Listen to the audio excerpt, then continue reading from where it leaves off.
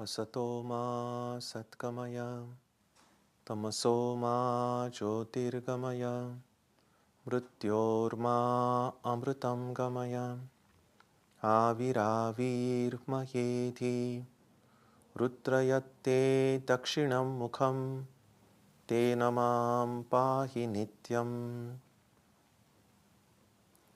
May the Divine lead us from the unreal to the real, from darkness to light, from death to immortality.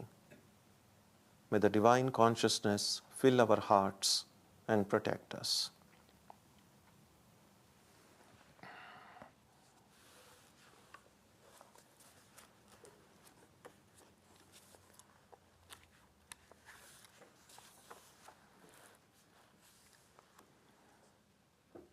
We begin today on verse number 11 of chapter 13. We saw that beginning from verses 7 through 11, Krishna lists 20 qualities that are essential in order for us to know the truth. Up to this point, up to verse 10, we saw 18 of these. So this last verse in that section deals with the last two qualities, which are very essential in order for us to know that ultimate truth. So let us read verse number 11. Adhyatma jnana nityatvam tattva jnanartha darshanam etad jnanam iti proktam ajnanam yadatonyatha. In the translation below, this begins with this. Always being devoted to spiritual knowledge, perception of the aim of the knowledge of truth, all this is called knowledge. What is different from this is ignorance. So two qualities. Always being devoted to spiritual knowledge. The term in Sanskrit here is called Adhyatma Jnana. Jnana means knowledge. Adhyatma means that which deals with the self. And Atman is the spirit, that's why it's called spiritual knowledge. Nityatvam means always, Nitya. So what does it mean to be always devoted to the knowledge of the Atman? Knowledge is of two kinds. Most of the knowledge that we have in this world, or what we generally understand by the term knowledge, is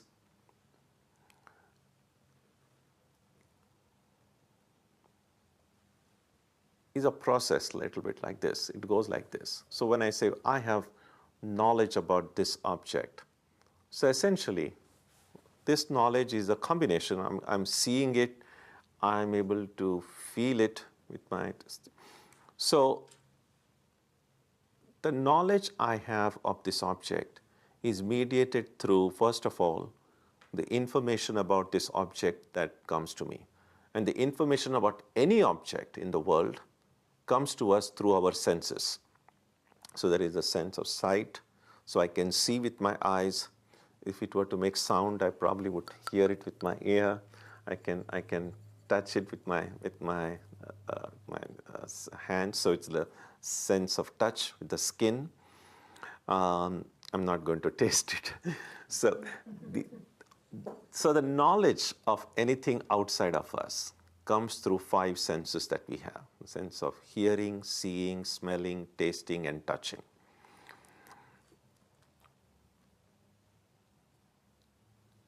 There are a lot of things out there which we are not able to grasp. We just don't have the mechanism for it. For instance, now there are magnetic forces. It's there. It's very much a part of the world. I don't have any knowledge of it with this natural instrument. I mean, I can have knowledge of it. That's why science then has all these other instruments through which you can get in touch with things which are out there which my senses cannot touch. If, let's say, And that's why we have the term, they call it sixth sense. So if now, in addition to these five senses, let us see, imagine if I cultivate a magnetic sense. The world will change for me, because suddenly things which were not available to me by my present five senses will become available to me. If I develop yet another sense, again the world will change. So the world that we see is a world that is accessible to the five senses that we have. And if I'm deprived of any of these five senses, my world will change again. Some people, let's say, who are born without the sense of sight. So their world, the visuals are absent. Or if I become deaf, then the sound becomes absent from my world. And so we should not make the mistake of thinking that just because now I'm living and I'm seeing, I'm already seeing everything that there is. I'm not. I'm just seeing what my senses are capable of grasping. And our senses are pretty limited. I mean, yes, I have eyes I can see, but there is only a certain range up to which my eyes can go. There are only certain vibrations, certain frequencies that I can see and hear.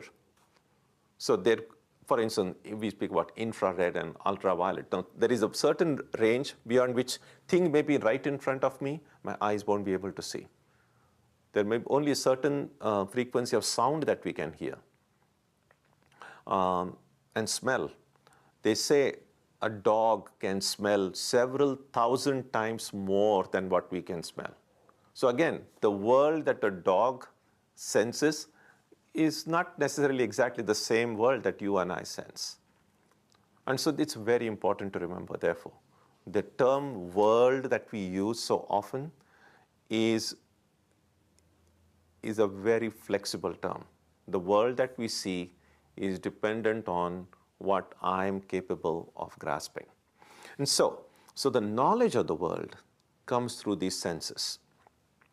Now, it's not direct.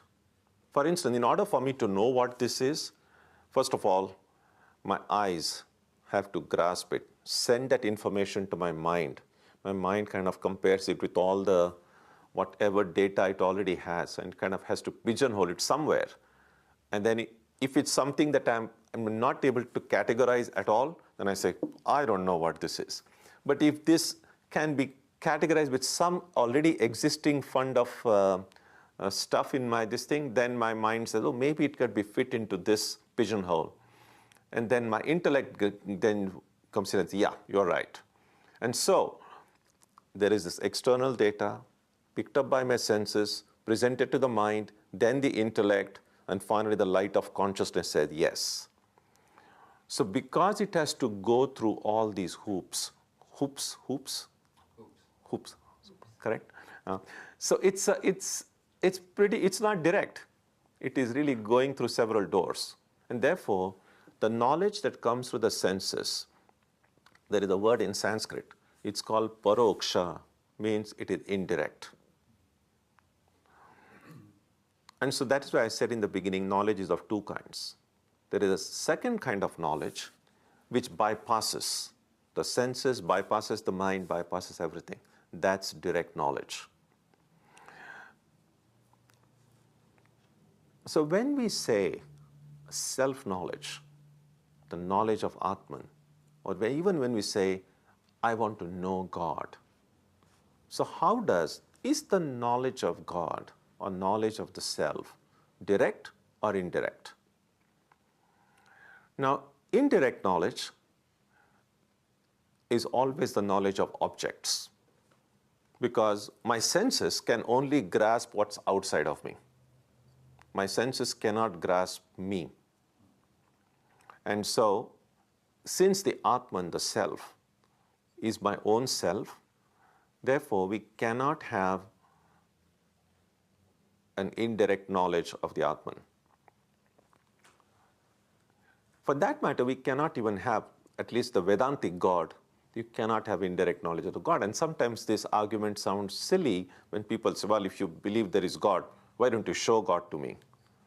Or why don't you show? If there Atman exists, can you prove it? Can you show it? Now, I think there's a problem there, because what you can show is only an object, something that's outside of you. And therefore, the knowledge of the self, or knowledge of God is always direct, which does not depend on any of the senses. And I think that's how it should be, since all indirect knowledge is a filtered knowledge. It's filtered through our senses. The knowledge of the self, the knowledge of God, has to be unfiltered. And one of the things that we can right now know is about our own existence. In order to know that I exist, you don't need your senses. I don't need to look at myself to say, oh, I exist. I don't need to do that. So as far as my own existence is concerned, I don't need senses. The knowledge of our feelings is also indirect. Clearly, because our feelings, we are not seeing our feelings through our eyes and ears clearly, but we still need the mind there. Because if the mind is absent, even you cannot sense your feelings. That's as in deep sleep. When you're fast asleep, when your mind is also asleep, you don't have any feelings then. So for feelings, emotions, thoughts, we may not need the senses to grasp them, but we need the mind. So all of those are also indirect, because the mind is still a filter. And therefore here, always being devoted to spiritual knowledge means two things. Indirect knowledge. Now we are studying this text. And we are talking about a lot of things which are transcendent, which are infinite, which is not something that we immediately grasp. But all of the knowledge that we get from books is also indirect.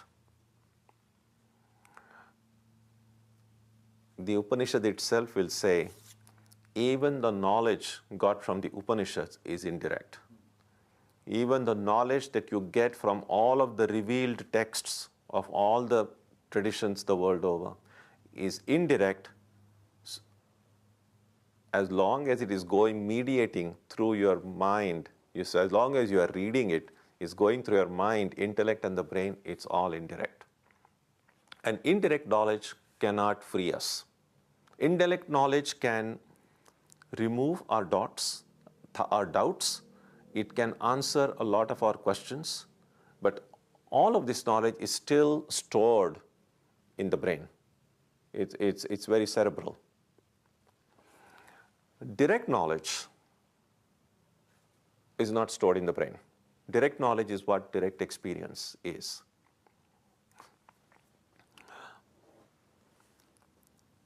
And so getting that direct knowledge really means spiritual practice.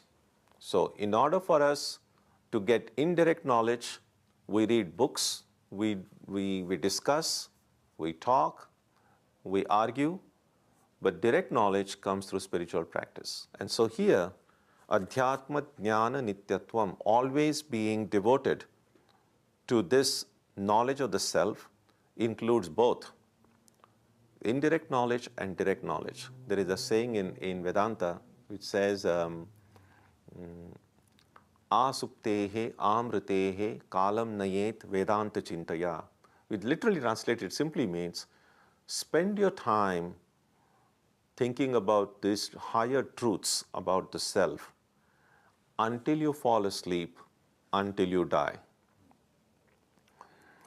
So while it's great that we are spending an hour every week to study this, but if that's all that we are doing, if after this class is over you go and switch it off in your mind and then switch it on again next Wednesday, it'll do us some good.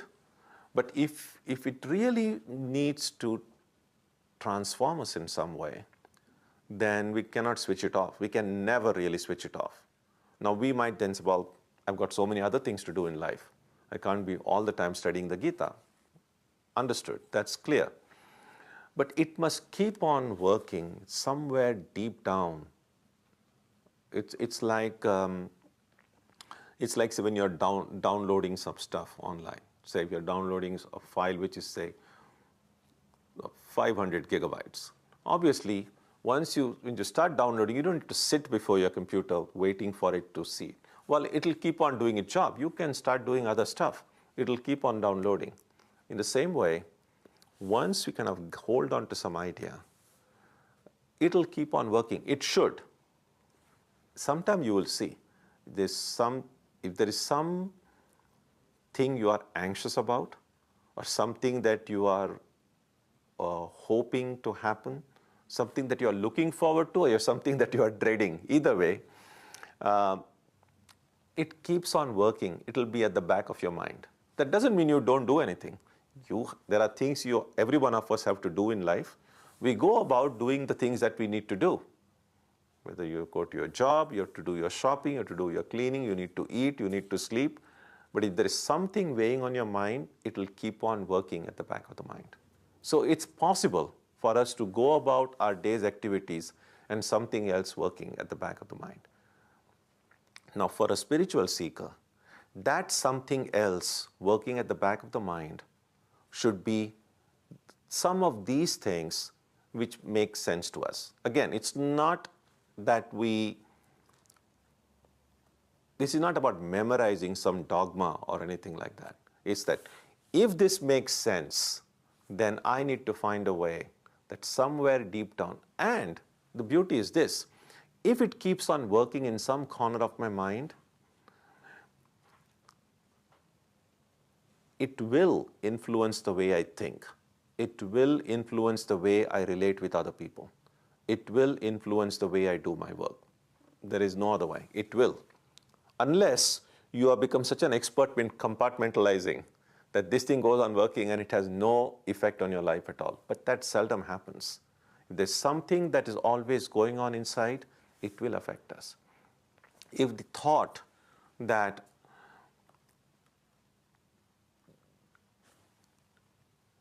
let's say the divine being, the divine truth permeates every object in this world, every being in this world.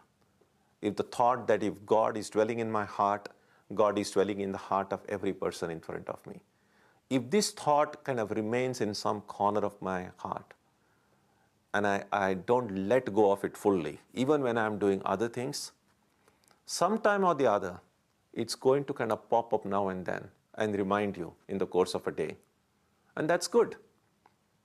Because the more we remain in touch with this knowledge, the easier our practice is going to be. So about switching on and off, same thing with regard to our prayer and meditation as well. We may pray or meditate a few minutes in the morning, a few minutes in the evening.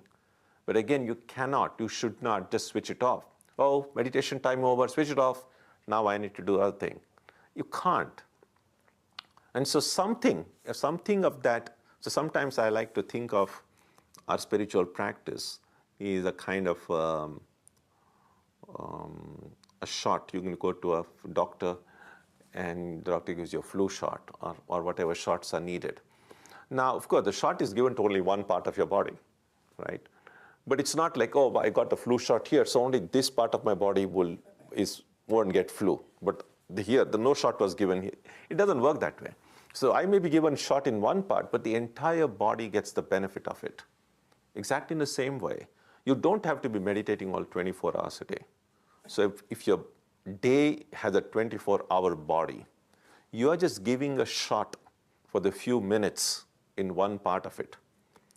But it should be done in such a way that all the 24 hours get the benefit. So such should be the quality of my prayer or meditation, even if it is for a few minutes, that its effect should not last only for a few minutes, that its effect should somehow permeate. To begin with, at least for a few minutes after meditation. So say you meditated for 15 minutes or half an hour, and then immediately you come out and start yelling and shouting and scolding, then there's a problem. But at least for some time, that sense of calmness, peace, kind of should permeate. And the longer it stays, the better it is. So if my morning meditation effect can remain to some extent, as we go about being busy with the world, it may get diluted a little bit, but at least it remains more or less till the time for the evening prayer or meditation. And then again, you're kind of reinforcing it. And then if that effect can somehow remain until next morning. So that's how, at least twice in a day, you are injecting yourself with this spiritual shots, if you like. So that's important. So that's an important quality necessary, that I need to be devoted to spiritual knowledge, both indirect and direct, because it's not always possible to be meditating all the time. Clearly, over time, we may acquire the capacity to do it.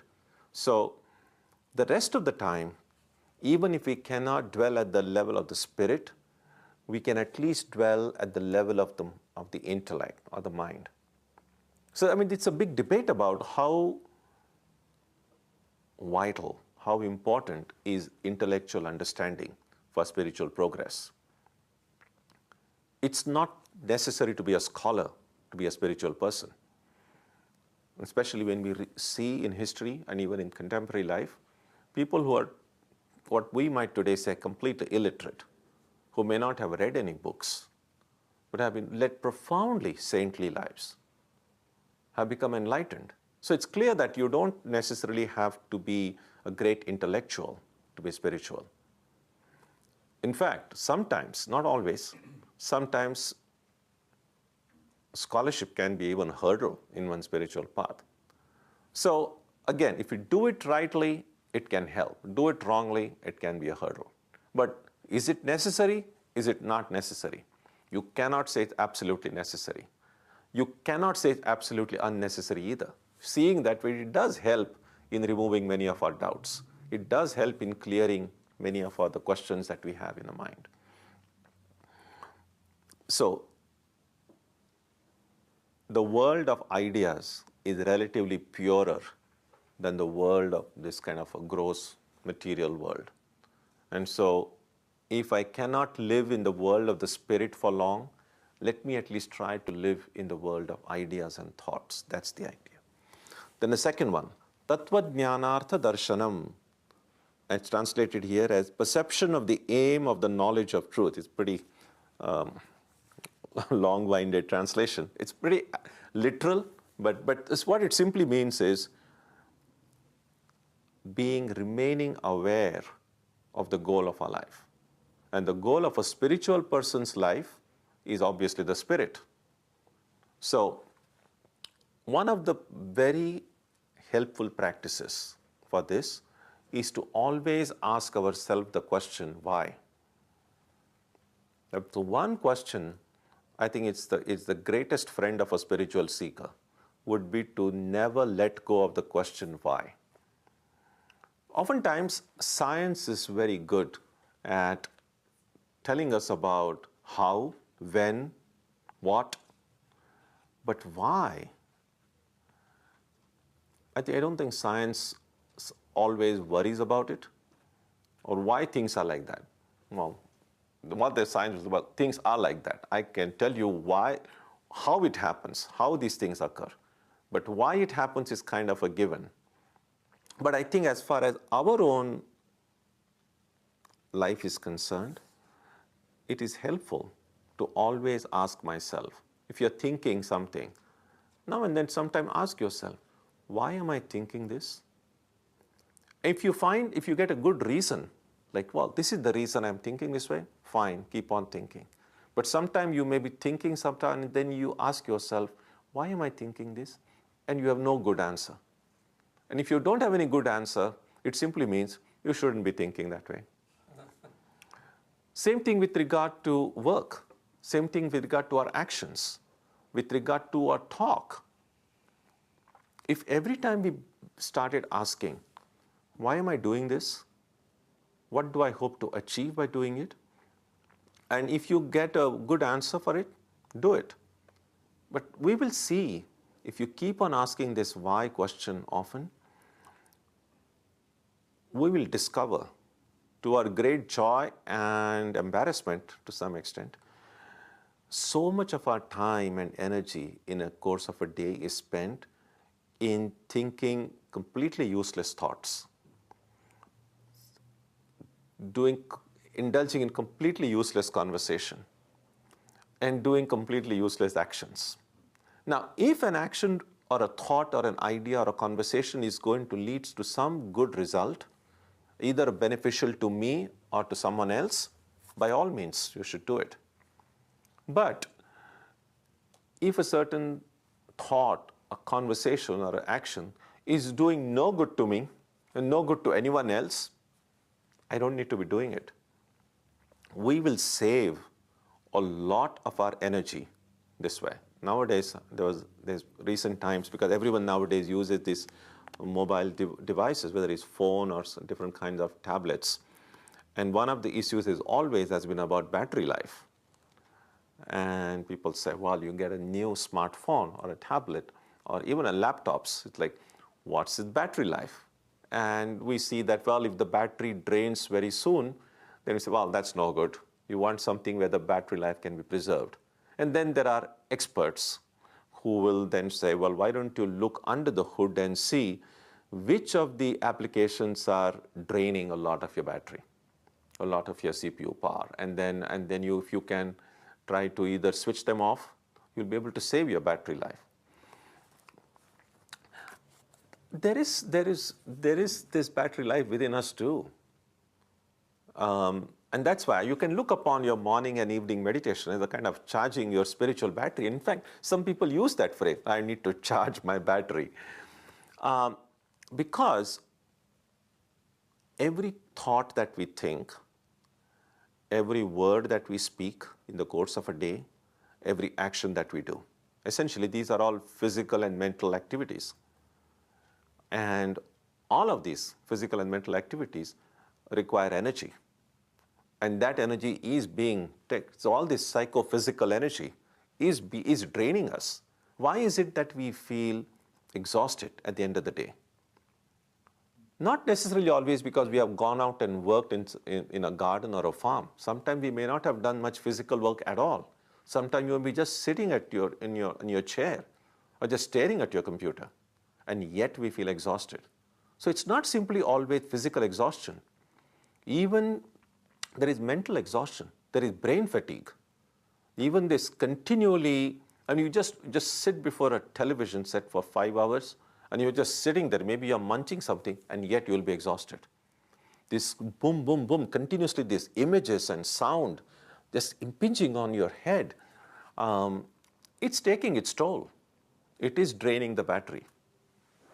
And therefore, if you want to retain that energy, we need to eliminate all useless thinking, useless words, and useless actions. And one way of achieving that is asking the question why. And every time you don't get a good, satisfactory answer, eliminate it. At the end of the day, I guarantee you, even if you practice it for 1 month, you will find a lot more time and energy at your disposal. And you will be able to do the things that you want to do. Sometimes we say, oh, I would like to do this, I don't have time. Actually, and that may be true, but it's possible to save a minute here, a minute there, and you will be able to make some time for it. And so I think it's something worth trying. So that is why, for a spiritual seeker, even as we go about cultivating all these qualities necessary, even when you're cultivating all these qualities, you still must ask, why must I cultivate these qualities? We read in books, be truthful, be honest. I think it's good to ask ourselves, why should I be honest? Why should I be good? So even all these qualities mentioned here, don't just try to cultivate them, oh, because the Gita says it, because Krishna says it, let me do it. No, you don't have to do it just because Krishna says it. You still have to ask yourself, why? Because only when you ask that question, why, and you get a good answer, you will never forget it. If you do it just because someone is telling you to do it, after some time, very likely we may not continue doing it. But if you do it because you are convinced that it's good for you, then you will always do it. Think about it this way. How many of the things that we do in life we do because someone else has asked us to do it, and how many of the things that we do in life we do because deep down we feel either this is good or it's something that makes me feel good or is something that makes me happy. Same thing with regard to spiritual life as well. Sometimes people find spiritual life very dry, very boring, very, dry.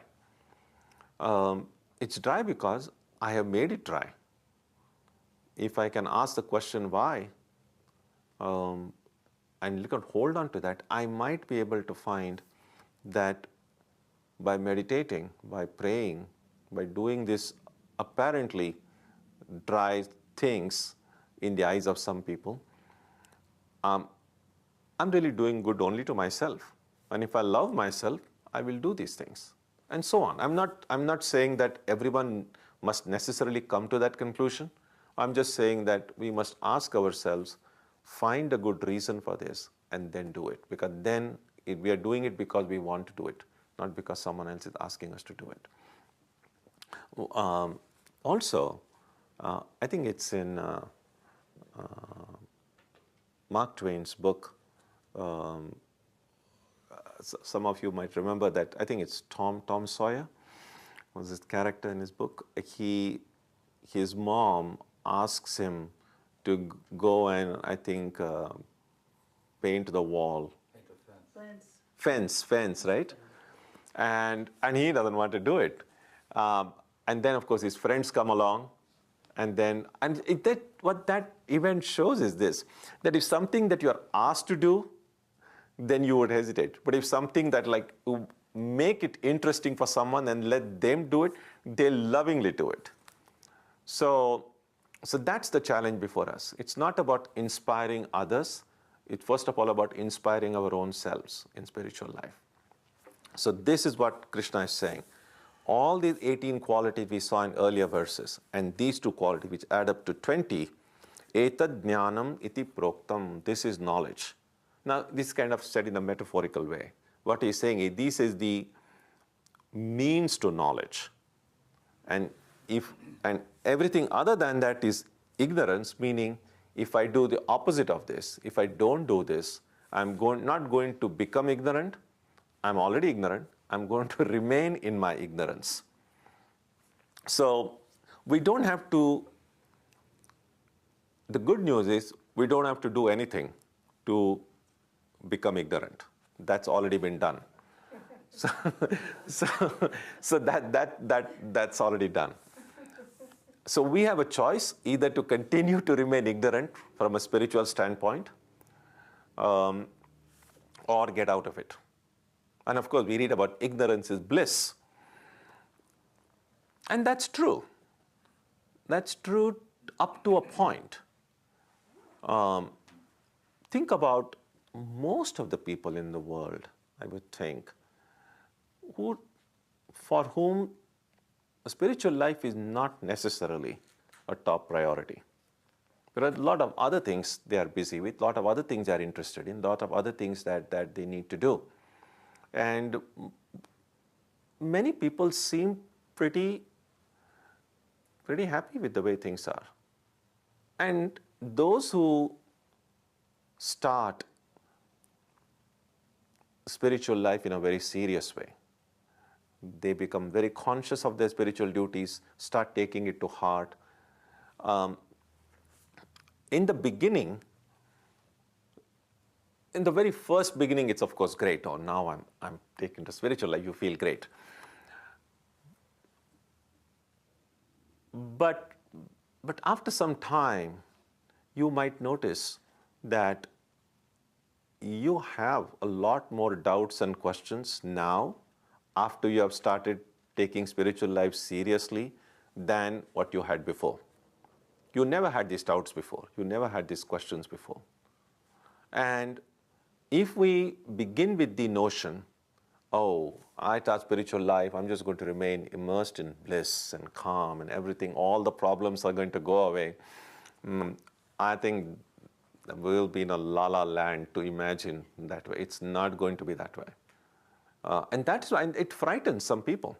I've heard several people say that when they began their meditation, After a few days, it was like, oh no, I was so much more happy before I turned to spiritual life than now. And some people are too afraid. They say, no, let me just go back to, because that's what I meant by ignorance is bliss. Let me go into that bliss of not knowing what lies ahead. And so, but spiritual life, I said, it does raise a lot of questions, a lot of doubts, the kind of questions and doubts you never had before. That's why you need brave people. The word that is used in the Upanishads for a spiritual seeker is dhira, the brave one, the courageous one. The Upanishad says, this Atman cannot be attained by the weak. Na, in Sanskrit is beautiful. Na ayam atma balahinena lapyaha. Bala means strength. Balahina means without strength. This Atman cannot be attained by one without strength. Now, it's not, doesn't mean the strength of biceps. Of course, although physical strength is good, you don't have to be a wrestler in order to be a Vedanta student, obviously. But it's more the inner strength, the strength of nerves. Swami Vivekananda's one of very well-known quote was about, he says, what we want is muscles of iron and nerves of steel. Now, muscles of iron you can get by going to a gym. But what about nerves of steel? That nerves of steel, that inner strength, can only come from a very ethical life, a life of honesty, truthfulness, a life, an unselfish life, a life with some ideal in view. These are the things that develop inner strength. Because without that, I won't be able to face life. Sometimes you will see people may be physically very strong, but mentally very weak. And we know that now upheavals occur in everyone's life. There is no life we can say is like all roses all the way. It's never that way. Some people are good at hiding it, most other people are not. That's the only difference. But strength is seen by how well we are able to handle the ups and downs in our lives. You may not, no one can stop them, but can you? It's like the surfers. You know, can you ride the wave? There'll be these huge waves coming in this ocean of life. Can you keep your balance and not get drowned under it? And so that's the test, and that's where the inner strength comes in. And if we have that strength, then these initial doubts, questions, misgivings will not frighten us. We will know, yes. That's why I said ignorance is bliss up to a point. Because then when you begin to look deeply, it will not be bliss anymore. It's like this. If whatever junk you find at home, you just start throwing it in your basement and never visit your basement, and you just look what's up in your home without going to the basement, and try not to think about the basement, most of the time you will be in bliss. You think, oh, my home is so clean. And then looking in the basement will bring a lot of pain. It's like, oh, there's so much junk I need to take care of. So it's bliss so long as you don't look inside the basement. But sooner or later, especially if your basement doesn't contain only just useless metals and books, if it also contains some rotten food and fruits, etc., sometime or the other that stench is going to come, and then you won't be able to ignore it. And that's the thing with ignorance. Up to a point, ignorance can be very blissful. But a time will come when we cannot ignore it anymore. And so the wise person is one who doesn't wait until the situation becomes bad. And that's why sometimes there is this saying we were told when we were children. What is that? A stitch in time saves 9. So who is a spiritually wise person who is able to recognize the problem even before it has become serious and starts taking remedial action? And therefore it is said, it's never too late to begin spiritual life and never too early either. So as soon as we find there is a problem, the problem of human existence, it's like you don't think about death, well, that's bliss. You think like, oh, I'm going to live forever. But sooner or later, it's going to happen. And if it's going to happen, if I don't prepare for it now, I may not have enough time to prepare for it. That's where the Maya comes in. That's where this great illusion comes in. And that is, we plan for so many things in life which may never happen. Life is so uncertain. We plan for many of these uncertainties in life. This winter, because of the experience of last winter, many people had brought a lot of salt and sand and everything kept ready. Well, it didn't happen, thank God. So we plan for many things that don't happen. But there is one thing that's definitely going to happen, that we are going to die. We hope it doesn't happen too soon, but it's going to happen. Do we have any plan for it? Because that's what I mean by ignorance is bliss. If I choose not to think about it, I'll be in bliss until a time will come when I'll no longer be able to ignore it. And then I'll say, oh my God, I don't have any plan. What am I going to do?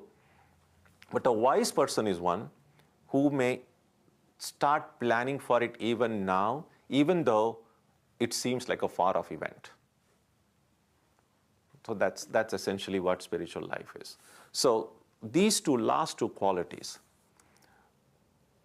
remaining focused on spiritual knowledge, both direct and indirect, and always keeping at the back of the mind the goal of our life. And that becomes possible by always questioning why. Everything that we think, we do, we speak. And Krishna ends by saying, cultivating all of these qualities are the means towards knowledge. By not cultivating them is a means to remain in ignorance. And in the verses that will follow then, he will then define what that object of knowledge is. So now he has showed us the means to that knowledge, and then he will describe what that object of knowledge is, which we will see next week. So do you have any thoughts, ideas, questions about what we have discussed today?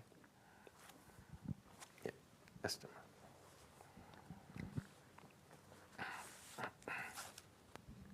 Namaste. I found it interesting that Krishna emphasizes both indirect and direct knowledge of the self or of spirituality in general, of the spirit in general, because you would have thought that he would have only perhaps emphasized self-knowledge, but as you correctly pointed out, it is not possible to continuously keep the mind in the Atma, because we have various activities to perform during the day. So then we have to resort to, the Shravana, Manana, Nididhyasana. You can't just only do Nididhyasana all the time and keep the mind in self-attention.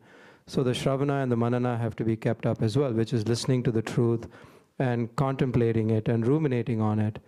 And so I found that distinction very interesting. Yeah. Thank you for bringing that out. Thank you.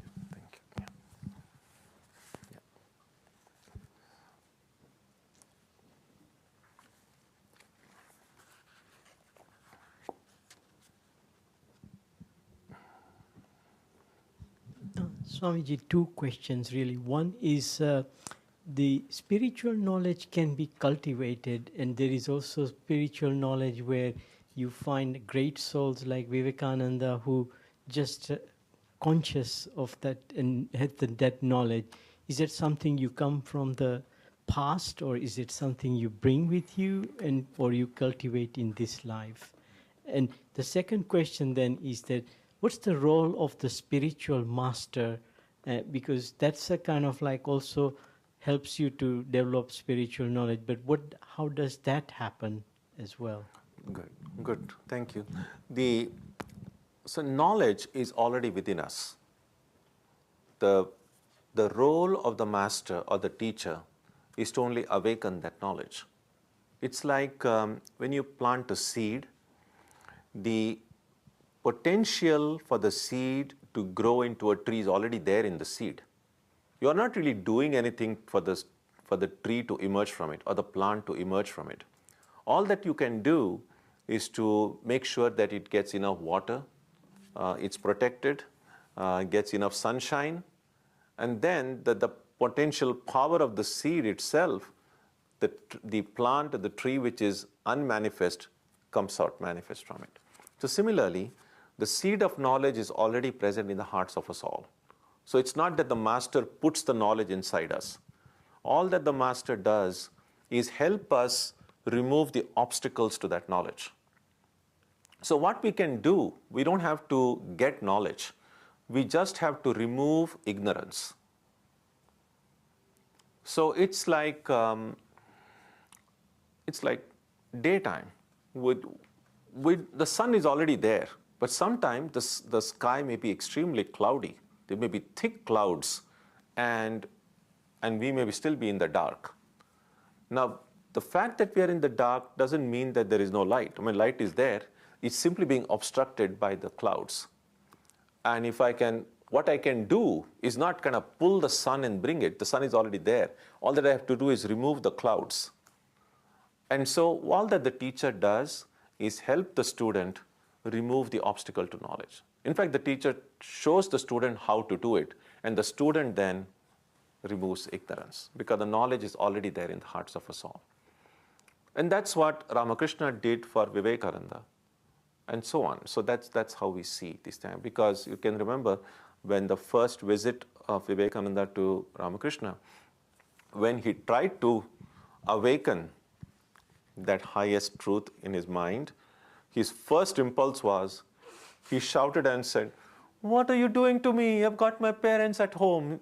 And then Ramakrishna said, okay, all right. So clearly, he wasn't ready at that stage for that thing. So just like a seed, you plant a seed, the next day it won't grow into a tree. It needs a time for that to come. So similarly, the seed is already in our heart. So through our spiritual practice, we can hasten the process of removing that ignorance. That's all what we can do. Yeah. Anything else? So Swamiji, like reading through those 20 different qualities that are called knowledge or means to knowledge, I just want to comment that I found it interesting to think about what the opposite of those were. Like, so the very last thing that Krishna says about, the opposite of this is ignorance. So I found a lot of meaning in that, because then if you go back and you look at those 20 qualities and try to actually write down what the opposite is, then it actually makes it much more clear as to what the positive virtue is compared to the negative virtue. Because if you just read the positive virtue, it doesn't always make sense. Yeah. So just a comment. Yeah, we can see. Actually, it's a very good idea. Just make a list of the opposites of this and see how many of those we have. That's a good point here. Okay, so we will stop here today, and when we meet next week, we will begin with verse number 12. Om Jananim Saradam Devim Ramakrishnam Jagadgurum Padapadme Tayo Shritva Pranamami Muhurmuhu. We bow down to Ramakrishna and Holy Mother.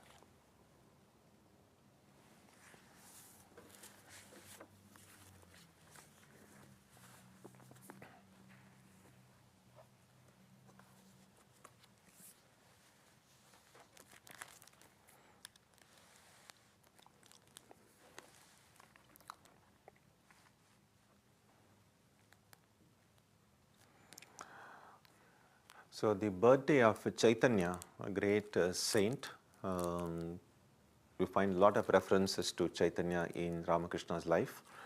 His birthday comes around this time, and so this Sunday we will reflect on his life and teachings. So satsang, our topic will be the story of Chaitanya. Next Wednesday we'll continue with the study of the Gita, and on Tuesday and Saturday Our Aarti and meditation will also continue as usual. So you're welcome for all of these programs. Let's conclude now with the prayer on page 3.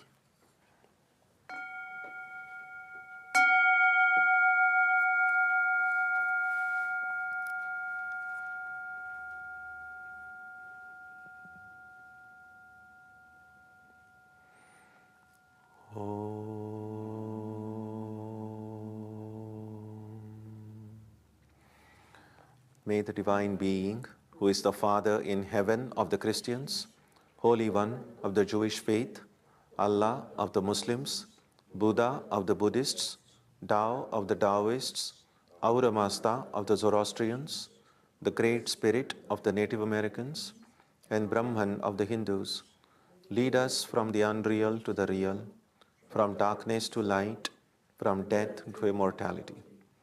May we be granted strength, freedom, and clear understanding. May we learn to see God in our own hearts and in everyone around us. May God bless us all and fill our hearts with gratitude, grace, and love. Om Shanti Shanti Shanti.